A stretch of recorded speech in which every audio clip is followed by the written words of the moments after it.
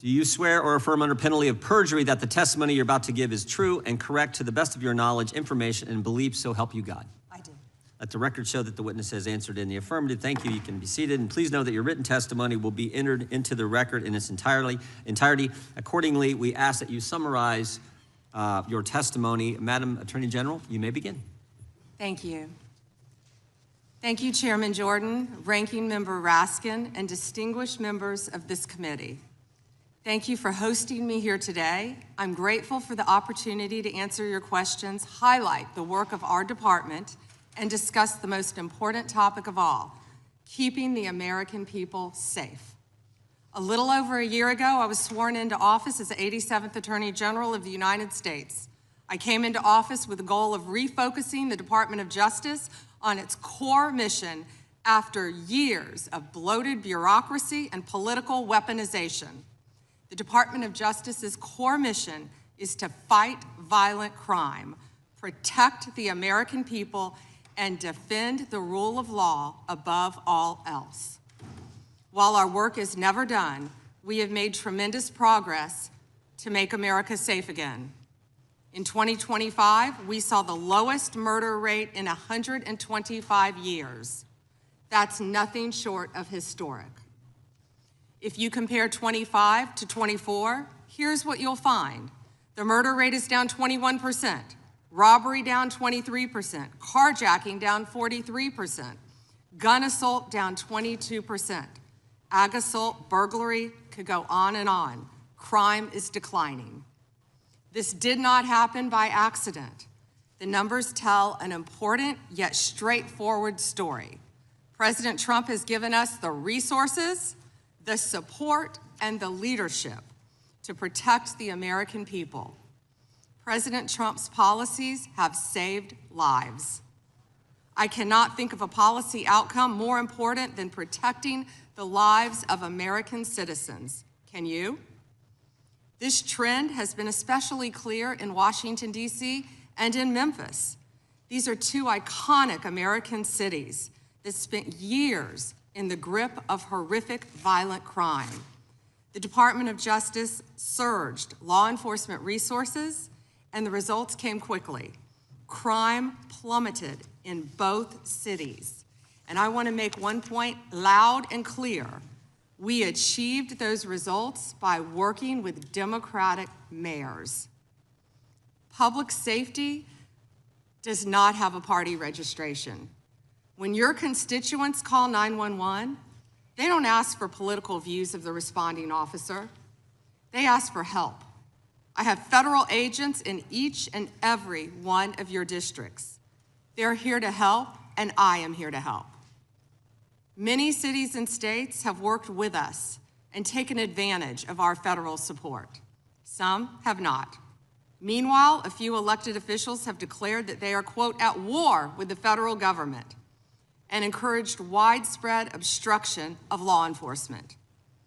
This has resulted in avoidable clashes on the streets, as you've all seen. We've seen rioters storming a Christian church. Citizens and law enforcement officers have both been endangered by reckless rhetoric. We have made dozens of arrests in and around Minneapolis so far, and many of them could have been avoided by simple compliance with federal law. Of course, our efforts reach beyond our urban centers. We are striking crucial blows against terrorist organizations such as MS-13, TDA, the Sinaloa Cartel, and Antifa. And as we sit here, I think you've seen the news this morning. The news is reporting that cartel drones are being shot down by our military. That's what we all should care about right now, protecting America. As we seek to dismantle these drug trafficking networks that poison Americans, in 2025, our DEA agents seized more than 47 million fentanyl pills and more than 9,800 total kilos of fentanyl. That represents 369 million potentially deadly doses that can kill Americans. Meanwhile, our attorneys are fighting for President Trump's agenda in courtrooms across this country. This administration has been sued 627 times. We've fought through a nonstop flood of bad faith temporary restraining orders from liberal activist judges across this country. America has never seen this level of coordinated judicial opposition towards a presidential administration. It is not only an unlawful attack on the executive branch's authority, but a serious attack on the democratic process. In spite of this unprecedented judicial activism, we've attained 24 favorable rulings at the U.S. Supreme Court, their emergency docket, and even more to come. We've done so while ending the weaponization of the prior administration by dropping FACE Act prosecutions, exposing the Arctic frost scandal via congressional disclosure, thank you, Chairman, and restoring one tier of justice in this country.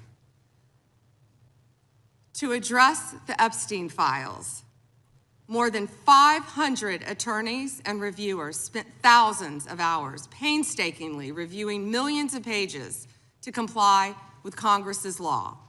We've released more than 3 million pages, including 180,000 images, all to the public, while doing our very best in the time frame allotted by the legislation to protect victims. And if you brought us a victim's name that was inadvertently released, we immediately redacted it. All members of Congress, as you know, are invited to visit DOJ to see for yourselves. I want to take a moment to acknowledge the Epstein survivors who are here today. I'm a career prosecutor, and despite what the ranking member said, I have spent my entire career fighting for victims, and I will continue to do so. I am deeply sorry for what any victim has been through, especially as a result of that monster. If you have any information to share with law enforcement about anyone who has hurt you or abused you, the FBI is waiting to hear from you. I want you to know that any accusations of criminal wrongdoing will be taken seriously and investigated. The Department of Justice is committed to holding criminals accountable to the fullest extent of the law. In 2025, the FBI arrested over 1,700 child predators, a 10% increase from 2024. We also located 2,700 victims of child exploitation and shut down 3.8 million dark web pedophile accounts. 3.8 million. So please, if you have information to share that needs to be investigated, contact the FBI.